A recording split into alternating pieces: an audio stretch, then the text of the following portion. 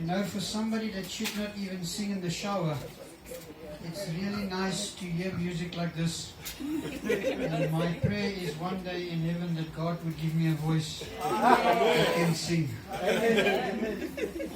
Because at this moment it sounds like a frog.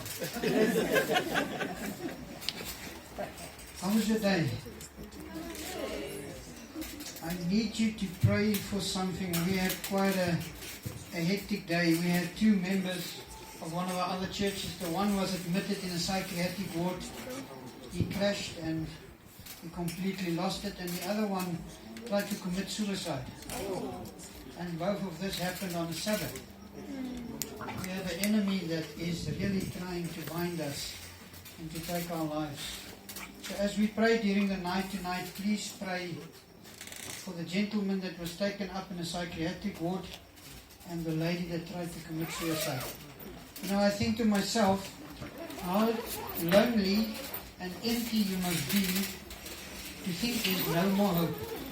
And that the only hope is to take your own life. May the Lord keep us from something like that. Let's close our eyes. Father God, thank you so much that we can be together, Lord. And as we pray tonight, as we fellowship tonight, as we make music tonight, may it glorify your name.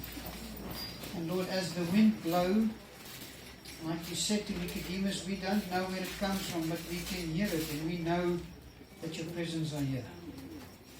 And so we want to start our year off by asking us, or by asking you to unite us and to give us a prayer life that will make us powerful Christians. And so bless us tonight. We pray this in Jesus' name. Amen. So, this church, without prayer, this church is like an orchestra before the conductor steps up. And you've got violins on this side, and they're warming up and they're tuning. And you've got a trumpet on this side and a set of drums on that side, and they're all testing their music instrument and they're warming up, and it sounds bad.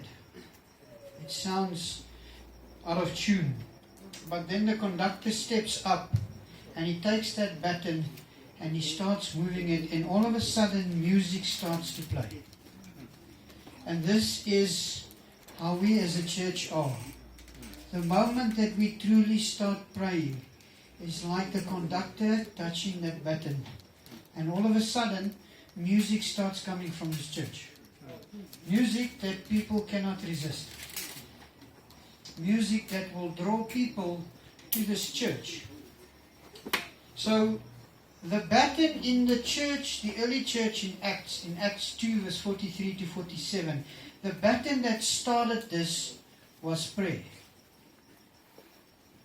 Before we find this new church, before we find this first church in Acts, we find the story of 12 gentlemen that could not even sit together. You know, just before Jesus went to the cross, the disciples was fighting about who's going to sit on the left and who's going to sit on the right.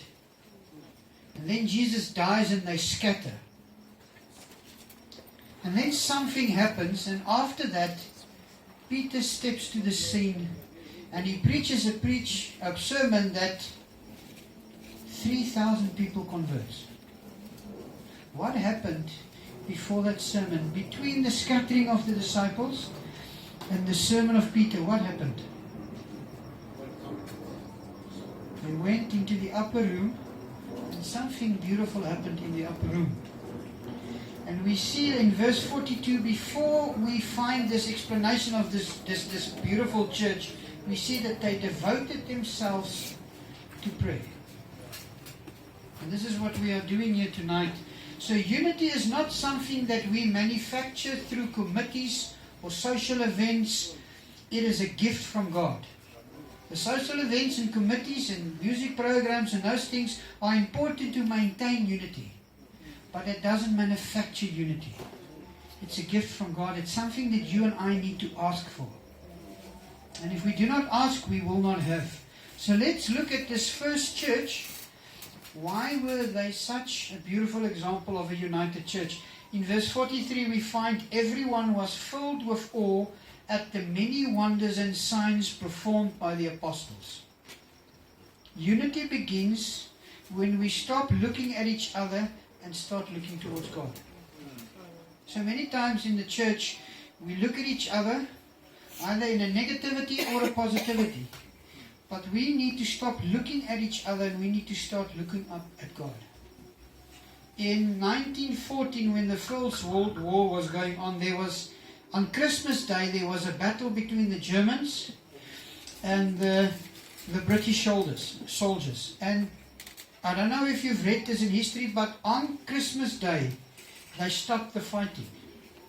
They came together on the ground, they started singing carols, and they gave each other's gifts. And the next day they went back and they fought each other again. What happened that they could come together for that one day? They had a focus on something higher than the conflict. And so my question is, if we focus on something higher than the conflict in the church, can we still have conflict with each other? So if there's conflict in this church, it means our focus is on the conflict and not on the something higher. And that's one of the things that we need to ask the Lord tonight, is to please help us to focus on the something higher. We read in verse 44 and 45, and all the believers were together and had everything in common. They sold their property and their possessions and gave to one another all who had in need. Now if you look at the Hebrew, you see that it was very important for a Jewish man to make sure that his heritage would go on to the next generation. It was something that was serious to them. And so you would make sure that your son would have an inheritance, because that's how your name would go forward into the future. And what the Greek says when they say, in the Greek language, it says that they sold their possessions. It speaks about their portion that would take the family name into the next generation. So they got to a point where they would stop their name from going into the future as long as they had something to give to the kingdom. So the most important thing to a Jewish man, this first church was willing to give up in order to make sure that everyone in the church had something. And so my question that I'm asking you tonight, if you had to give up the most important thing that you have or that you own, the thing that you think gives you value or identity, if you had to give that up for the gospel, would you be willing to do that? Would I be willing to do that? That thing that we place so much value in, that thing that we find our identity, are we willing to give that up for the Lord? Because this was the mind frame of the first church. This is what it looks like when a church is unified. Prayer changes our perspective of ownership. Unity is visible when we care more about our neighbor's hunger than our own surplus. I'm going to repeat that. Unity is visible in a church when we care more about the problems of my neighbor, the hunger of my neighbor, than my own surplus. This is a sign that a church is unified, is if we start caring about each other. It's like the human body. When a hand gets injured, the whole body works together to make sure that that hand heals. You've got the heart that pumps blood, white blood cells to the infected or the hurt area. You've got eyes that make sure that this hand does not bump against the table. You've got another hand that makes sure that this hand is binded up. So the whole body works together to make sure that the injured part heals properly. And so the question that I'm asking is, do we as a church make sure that our injured members are taken care of? Well, before we can do that, do you know who the injured members in the church are? If Elder Ronald walks through the door on a Sabbath morning, or Sister Faith walks through the door on a Sabbath morning, can I see on her face that she's struggling? Can I see that there's something that is hurting in her heart? And if I can't, then it means that we as a church has not prayed together enough yet. we have not spent enough time on our knees so that the Holy Spirit can point to us and say, but this member is hurting, so that the body can come together and make sure that that member gets healing. The life source of the church is the Holy Spirit. The access that we get to the Holy Spirit is through prayer. When the early church prayed, they realized that their bank accounts and their lands weren't theirs. It belonged to someone else. Prayer thins the wall of selfishness, and it moves us from I to we. The next verse then goes, every day they continued to meet together in the temple courts. They broke bread in their homes, and they ate together with glad and sincere hearts. Unity requires both the larger group, which is the church family, to pray together, but it also asks the small family unit to pray together. We cannot just pray together as a family unit at home, and we just can't pray together as a church at home. It needs to be both. The illustration is like a coal. When you take one coal and you put it on the floor, it will eventually die out and it will get cold. But if you put all of the embers together, it will stay warm. And that's the purpose of the church. The purpose of the church is to keep each other warm, spiritually warm. And the question that we as a church ask, and especially the leadership of this church ask, is, are we as a church keeping each other warm? Or is there some of us that feels like we are out in the cold while the rest of the church are together? When was the last time that we actually, well, you have to ask that for yourself, fellowship together more than on a Sabbath? You see, this first church couldn't stay away from each other. It wasn't just coming together on a Sabbath morning. It says they broke bread together, they ate together, they spent time together because they enjoyed each other's company. They didn't just enjoy the hours on a Sabbath, they enjoyed each other's company. And that's what kept them together. The fact that they fellowshiped together, they ate together. A unified church praying, or a unified praying church is the best advertisement for the gospel. So it's like a dark room. If you've got one candle in the dark room, it will give light. But if you've got 100 candles in the room, it just wouldn't just give light, it would give warmth. And it will draw coldness from outside. So if there's people that is in coldness, 100 candles that gives warmth will draw people in.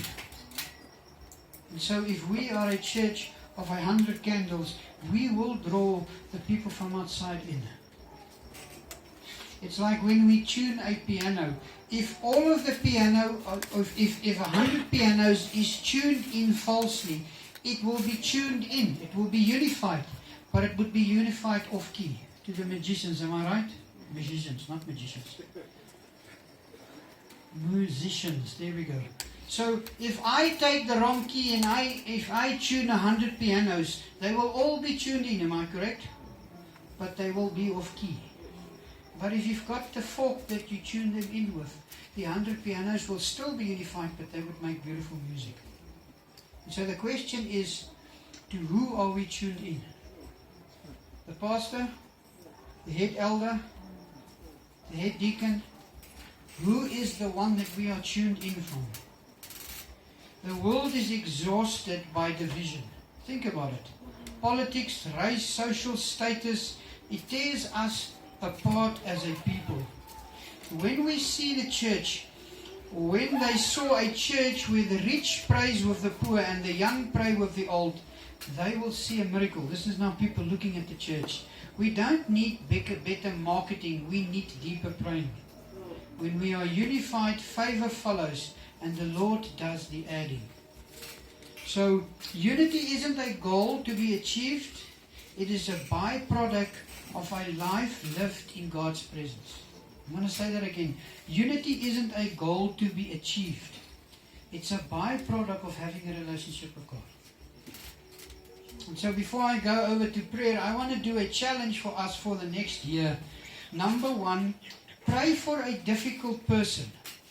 In other words, pick somebody in the church that you know you struggle with and start praying for them daily. That person that you think, I wish this person rather stayed home today. I don't feel like seeing him at church today. Maybe it's better if this person rather just stay home.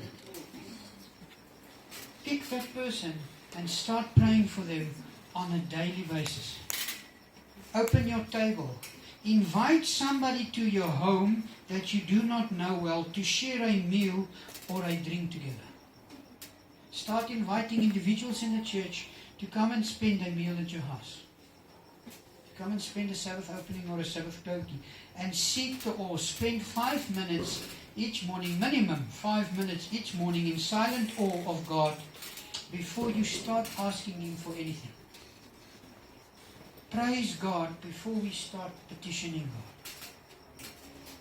And this unity is only possible when we pray together. And if we want to look at prayer, we go to Ephesians 6 and we look at verse 18. Many people do not think that this is part of the armor of God. So we hear about the belt of truth and the breastplate of righteousness and the helm of salvation. But then we never see verse 18 as part of the armor of God. And it's actually the most important part of the armor of God. It says that we are to watch and to pray with perseverance. In other words, it means we need to be zealous for each other and we need to keep watch on an ongoing process. So I need to really watch for my sister Julie and I need to do it continually. It doesn't help I just do it once. So let's just quickly look at the 3 aspects of prayer that is given to us in the secret part of the armor of God. Remember we say we are unified in purpose, anchored in prayer. And so now we've looked at the unifying part. But now let's look at the prayer. What kind of prayer is it speaking? Can somebody read to me Ephesians 6 verse 18? Anyone? If you get there, please just start reading. Ephesians 6 verse 18. It gives us 3 aspects, 3 very important aspects to prayer.